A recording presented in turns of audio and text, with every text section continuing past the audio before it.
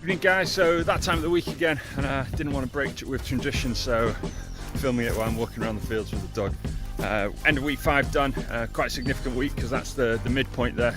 We've passed the midpoint now, so every day we're just getting closer to that 19th of June and closer to that 19 miles, so fantastic work keeping with it this far. And now it's just going to get easier and easier as we get closer to the end. Well, it probably won't get easier, but it's definitely getting closer to the end. Looking at week 6 then, what we've got lined up for training next week, regular week, we'll start with stretching on straight after the long run, so Monday stretching. That's going to be a regular thing now every week after the long run, but just don't play lip service. That's really important to get that stretching done, and as much time as you can really afford to that, it's worth doing, so just make sure you're doing that. And then we'll have a maintenance run. Again, the length of that's increasing now. Our base rate of fitness is going up, so the maintenance run will just be keeping in check with that, so 11k for that.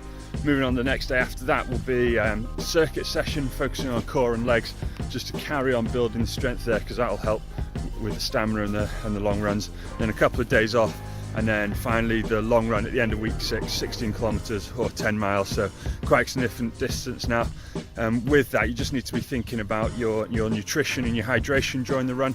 So you might be out running now for an hour and a half, and once you start getting to that sort of distance, you really need to start thinking about keeping yourself hydrated and what you've eaten before and what you'll eat afterwards, because it can make the difference between getting to the end of a run or not. So just make sure you've got a plan, what you're going to do with water, make sure you've got hydrated basically, and you've got enough energy to get through the run, so keep yourself fueled up. We'll try and put out some information, some helpful videos, something about that, so watch this space. But in the meantime, just make sure you're not going out there with no water on a hot day and you get yourself stuck. Last thing, really great to see so many people sending us in videos from all around the world and where you're running. That's amazing. That's really cool seeing that.